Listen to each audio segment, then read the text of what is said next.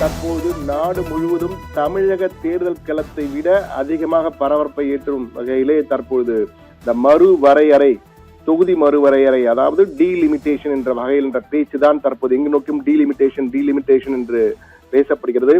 தற்போது முதலமைச்சர் கூட டீலிமிட்டேஷன் தலைக்கு மேல் தொங்கிக் கொண்ட கழுத்துக்கு வந்துவிட்டது, நாளை அனைவரும் ஒன்றிணையுங்கள், தொடர்ந்து எதிர்ப்பினை காட்டுவோம், ஒன்றிணைந்து எதிர்ப்பினை காட்டுவோம், கருப்பு கொடி ஏற்றுவோம் என்ற வகையில் அழைப்பு எல்லாம் விடுத்திருக்கிறார். எனவே இந்த டீலிமிட்டேஷன் வருவதால் என்ன பிரச்சனை? இதற்காக திடீரென மத்திய அரசாங்கம், மத்தியில் ஆடுகின்ற மோடி தலைமையிலான தேசிய ஜனநாயக கூட்டணி அரசு திடீரென சிறப்பு அமர்வு, நாடாளுமன்ற சிறப்பு அமர்வினை நாளை முதல் 16ஆம் தேதி முதல் 18ஆம் தேதி வரை 3 தினங்களுக்கு சிறப்பு அமர்வினை கூட்டியிருக்கிறது. இது திட்டமிட்ட சதி என்ற குற்றச்சாட்டு வைக்கப்படுகிறது. என்றால் தேர்தல் நடைபெறும் பொழுது குறிப்பாக இந்த டீலிமிட்டேஷனால் தென்னக பகுதிகள் தான் பாதிக்கப்படும் என கூறிய நிலையில் தற்பொழுது தேர்தல் நடக்கும் போது திட்டமிட்டு இது இங்கு இந்த சிறப்பு அமர்வை இந்த நேரத்தில் கூட்டியிருக்கிறார் என்ற கடும் குற்றச்சாட்டு எழுந்திருக்கிறது. இந்த நேரத்தில் அந்த மசோதாவில் என்ன இருக்குது என்பது குறித்து நமக்கு அந்த பிரத்யேகமான அந்த காட்சிகளே கிடைத்திருக்கின்றன. அந்த பில் மசோதா, இதுதான் அந்த மசோதா, இதைதான் தாக்கல் செய்ய இருக்கிறார்கள்.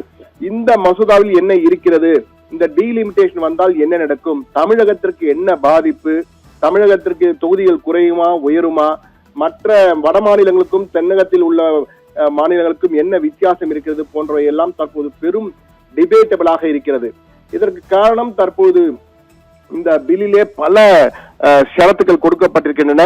ஆனால் இவை அனைத்துமே திட்டமிட்டு தமிழகம் உள்ளிட்ட, தமிழ்நாடு மட்டுமல்ல, தமிழ்நாடு உள்ளிட்ட தென்னிந்திய மாநிலங்களை பழிவாங்கும் வகையிலே, புறக்கணிக்கும் வகையிலே திட்டமிட்டு செயல்படுத்தப்படுகிறது. நம்முடைய விகிதாச்சார அடிப்படையிலே பெருமளவு குறைத்து வட மாநிலங்களுக்கு அதிக முக்கியத்துவம் கொடுத்து ஒரு ஒட்டுமொத்த சர்வாதிகாரத்தை கொண்டு வருவதற்கு முயற்சிக்கிறார்கள் என்ற வகையிலே குற்றச்சாட்டு திமுக மட்டுமல்ல, காங்கிரஸ் கட்சி, அதே போன்று கம்யூனிஸ்ட் கட்சிகள், விசிக உள்ளிட்ட பல்வேறு கட்சிகள் தற்போது கடும் எதிர்ப்பினை தெரிவித்து வருகின்றன. இந்த சூழ்நிலையில் தான் இந்துஸ்தான் டைம்ஸ் நாளிதழில், டெல்லியில் வெளியாகின்ற இந்துஸ்தான் டைம்ஸ் நாளிதழிலே, ஆங்கில நாளிதழிலே ஒரு வரைகலை போட்டிருக்கிறார்கள். எனவே இந்துஸ்தான் டைம்ஸ்க்கு நன்றி தெரிவித்துட்டு இது இப்படித்தான் இருக்கும் என்ற வகையிலே, அதாவது தற்போது 543 இடங்கள் இருக்கின்றன லோக்சபாவில், மக்களவையிலே, அதை 850ஆக மாற்றுவதற்கு தற்போது திட்டமிட்டிருக்கிறார்கள். ஆனால் இது இப்படிதான் வரப்போகிறது எதுவும் கூறவில்லை. 850ஆக கொண்டு வர திட்டமிட்டிருக்கிறார்கள். இதில் நீங்கள் பார்க்கலாம், டாப் கெய்னர்ஸ், டாப் லூசர்ஸ் என்று 5 மாநிலங்களை போட்டிருக்கிறார்கள்.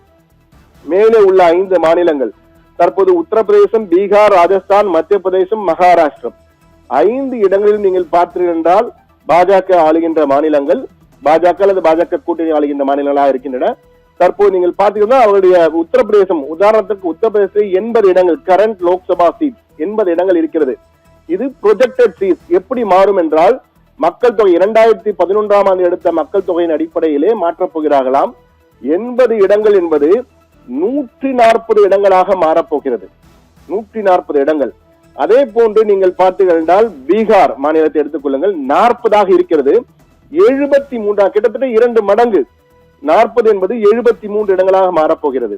ராஜஸ்தான் 25 இடங்கள், அது 40 ப்ரொஜெக்டட் சீட்ஸ் 48ஆக, கிட்டத்தட்ட 2 மடங்கு. அதே போன்று மத்திய பிரதேசம் 29, 51. மகாராஷ்டிரம் 48, 79. இதிலே ப்ரொபோர்ஷன் ஆஃப் சீட்ஸ், அந்த விகிதாச்சார அடிப்படையில் பார்த்தீர்கள் தற்போது உத்தரப்பிரதேசம் அந்த 543 கிட்டத்தட்ட 14.7% விகிதத்தை பெற்றிருக்கிறது. இது 16.5ஆக தற்போது உயர்கிறது. சேஞ்ச் இன் ப்ரொபோர்ஷன் கடைசி காலத்திலே பார்க்கலாம் நீங்கள். சேஞ்ச் இன் ப்ரொபோசிஷன் என்பதிலே 1.7% உயர்கிறது என காட்டியிருக்கிறார்கள். அதே போன்று பீகாரிலும் உயர்வு, ராஜஸ்தானிலும் உயர்வு, மத்திய பிரதேசத்திலும் உயர்வு, மகாராஷ்டிரத்திலும் உயர்வு. ஆனால் தமிழ்நாடை எடுத்துக்கொள்ளுங்கள். தமிழ்நாடை எடுத்துக்கொண்டால் டாப் லூசர்ஸ் என்ற தமிழ்நாட்டில் மிகப்பெரிய இழப்பு. தமிழ்நாட்டில் தற்போது 39 லோக்சபா இடங்கள், மக்களவை இடங்கள் இருக்கின்றன. இது இந்த மறுவரை செய்யப்பட்டால், தொகுதி மறுவரை செய்யப்பட்டால் 51ஆக உயர்கிறது. 39 என்பது 51ஆக உயர்கிறது. ஆனால் விகிதாச்சாரத்தை பார்த்தால், மக்கள் தொகை விகிதாச்சாரத்தை பார்த்தால், அதாவது 850 51 என்று பார்த்தால் வெறும் 6% தான். 7.2ஆக தற்போது இருக்கிறது. ஆனால் 6% விகிதாச்சாரம் குறைகிறது. தொகுதிகள் உயர்வு போல் தெரிந்தாலும் விகிதாச்சார அடிப்படையில் பார்க்கும்போது இது தமிழகத்தினுடைய பங்கு, அந்த ஒட்டுமொத்த மக்களவையில் உள்ள பங்கிலே தமிழகத்தின் பங்கு 7.2 இருந்தது, தற்போது 6% குறைந்துவிடும். அதற்குத்தான் தமிழ்நாட்டில் உள்ள ஆளும் கட்சி, தற்போது ஆளுகின்ற திமுக மற்றும் பல கட்சிகள் எதிர்ப்பு தெரிவிக்கின்றன. அது 1.2% குறையும் சேஞ்ச் இன் ப்ரொபோர்ஷன் குறிப்பிட்டிருக்காங்க.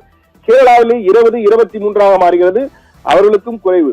ஆந்திர பிரதேசம் தெலுங்கானா சேர்த்து 42 51 தான் மாறுகிறது. ஆனால் அங்கு 40-73 பீகாரில் உயர்கிறது. ஒடிசாவில் 21-29, வெஸ்ட் பெங்கால் மேற்கு வங்காளம் பார்த்தீங்கன்னா 42 என்பது 64 அங்கும் குறைவாக இருக்கிறது. எனவே இதைதான் தமிழகத்திலே உள்ளவர்கள் கடுமையாக எதிர்க்கிறார்கள். விகிதாச்சார அடிப்படையில் எங்களுக்கு குறைகிறது, மக்களவையிலே தமிழகத்தின் தமிழகத்தின் குரல் ஒடுக்கப்படுகிறது என்பதை தான் திமுக தற்போது பெரிதாக எடுத்து காட்டியிருக்கிறது. மிக தெளிவாக இந்த வரைகளிலே குறிப்பிட்டிருக்கிறார்கள் எந்த அளவுக்கு குறைகிறது உயர்கிறது என்று. அதாவது தற்போது நார்த் 22, வடக்கு மாநிலங்கள் 22.1 இருக்கிறது. மொத்தமாக லோக்சபாவிலே மக்களவையில் 543 வட மாநிலங்களினுடைய பங்கு என்று பார்த்தால் 22%. இது 25% உயரும். மறுவரை செய்யப்பட்டால் 25 உயர்கிறது. தென்னக பகுதிகள் தென்னிந்தியா எடுத்துக்கொண்டால் தற்போது 20% இருக்கிறது. இது 18% குறைகிறது. 22-20 என்று இருந்த நிலை 25-18, கிட்டத்தட்ட 7% குறைவு விகிதாச்சார அடிப்படையில் ஏற்படுகிறது. அந்த அளவுக்கு தொகுதிகள் அங்கு சென்றுவிடும். இது மிகப்பெரிய அளவுக்கு, அதாவது இந்த 3 மாநிலங்களை வென்றாலே போதும், ஒட்டுமொத்த லோக்சபாவையும் அவர்கள் கண்ட்ரோல் செய்யலாம். யார் ஆளுங்கட்சியாக இருந்தாலும் அவர்கள் கண்ட்ரோல் செய்ய முடியும். தமிழகத்திலிருந்து எத்தனை எம்பிக்கள் எத்தனை குரல் கொடுத்தாலும் அதிலே பெரிய அளவு எந்த மாற்றமும் ஏற்படாது என்றால் மெஜாரிட்டி அவர்களிடம் வந்துவிடும் என்பதுதான் இவர்களுடைய குற்றச்சாட்டு. இதைதான் தற்போது பெரிதாக பேசுகிறார்கள். இதற்காக ஒரு கமிஷன், அதாவது இந்த பில்லை பார்க்கலாம் நீங்கள், அந்த லோக்சபாவிலே தாக்கல் செய்யப்படுகின்ற பில், நாளைக்கு நமக்கு கிடைத்த அந்த பிரத்யேக பில் காட்சிகளை தற்போது பார்க்கலாம். அதிலே மிக தெளிவாக டீலிமிட்டேஷன் செய்வதற்காக ஒரு கமிஷன் அமைக்கப் போகிறார். 3 பேர் கொண்ட ஒரு கமிஷன் அமைக்கப்படும், டீலிமிட்டேஷன் கமிஷன். இப்படித்தான் இருக்கும். நீங்கள் பார்க்கலாம், அந்த மேப்பிலே பார்க்கலாம் எந்த தொகுதி எவ்வளவு குறைகிறது, எவ்வளவு வரக்கூடிய வாய்ப்பு என்று. இதுவரைக்கும் 850 கொண்டு வரலாம் என்று யோசித்திருக்கிறாரே தவிர இவ்வளவுதான் என்பதை அவர்கள் நிர்ணயிக்கவில்லை. அது நிர்ணயிப்பதற்காக தான் இந்த கமிஷன், டீலிமிட்டேஷன் கமிஷன் என்ற ஒரு கமிஷன் அளிக்கப்படும். 3 பேர் கொண்ட கமிட்டி. இந்த 3 பேரிலே தலைவராக, அந்த கமிட்டியின் தலைவராக இருப்பவர் தற்போது நடப்பில் உள்ள நீதிபதி, உச்ச நீதிமன்ற நீதிபதி அல்லது ஓய்வு பெற்ற உச்ச நீதிமன்ற தலைமையிலே அந்த குழு அமைக்கப்படும். அதிலே மேலும் 2 இருப்பார்கள். ஒருவர் தலைமை தேர்தல் ஆணையர் அல்லது நாமினேட்டட், நியமனம் செய்யப்பட்ட ஒரு தேர்தல் ஆணையர் இருப்பார். இன்னொருவர் அந்தந்த மாநிலங்களில் உள்ள தலைமை தேர்தல் அதிகாரி ஒருவர் அங்கு நியமிக்கப்படுவார். இந்த வகையிலே 3 பேர் கமிட்டி. இதிலே அந்தந்த மாநிலங்களுக்கு ஏற்ப 5 எம்பிக்கள் 5 எம்எல்ஏக்கள் இருப்பார்கள். ஆனால் இவர்களுக்கு வாக்குரிமை கிடையாது. அந்த 3 பேர் செய்வதன் முடிவு, இவர்கள் பரிந்துரைகளை கொடுக்கலாம். இது ஒரு சிவில் நீதிமன்றம் போல, இந்த டீலிமிட்டேஷன் கமிட்டி என்பது ஒரு சிவில் நீதிமன்றம் போல, என்ன தகவலை கேட்டாலும் கொடுக்க வேண்டிய சூழ்நிலைக்கு அரசாங்க அதிகாரிகள் இருப்பார்கள். அதை வைத்து அவர்கள் இந்த இடத்தை கூட்டுவது மக்கள் தொகை அடிப்படையில், 2011 எடுக்கப்பட்ட மக்கள் தொகை அடிப்படையில். இப்போ தமிழகம், கேரளம் போன்ற மாநிலங்களுடைய கோரிக்கை என்னவென்றால், மக்கள் தொகையை குறைக்க சொல்லி சொன்னது அப்பொழுது இருந்த மத்திய அரசு. மக்கள் தொகையை கட்டுப்பாடின்றி போவதால் நாடே வளர முடியவில்லை என்று கூறி மக்கள் தொகை குறைத்தால் பரிசுகள் தருவோம் என்றெல்லாம் அறிவித்தார்கள். அதன் அடிப்படையிலே அப்பொழுது பல மாநிலங்கள் மக்கள் தொகையை கட்டுக்குள் வைத்தன. அதிலே மிக சிறப்பாக தமிழகம் உள்ளிட்ட மாநிலங்கள் செயல்பட்டன. ஆனால் கட்டுக்கடங்காமல் மக்கள் தொகை உயர்த்திய மாநிலங்களாக உத்தரப்பிரதேசம், பீகார் போன்றவை இருந்தன.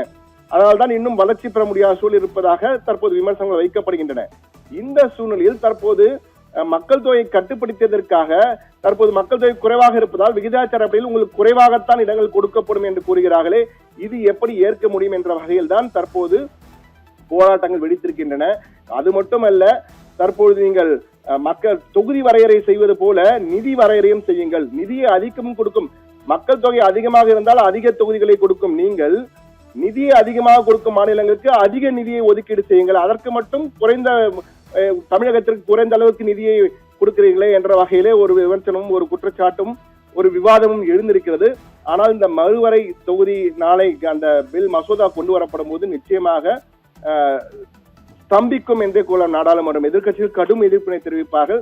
தமிழகத்தில் நாளை கருப்பு கொடி ஆர்ப்பாட்டம் நடைபெற இருக்கிறது. மு.க. ஸ்டாலினே தலைமை தாங்க போகிறார்.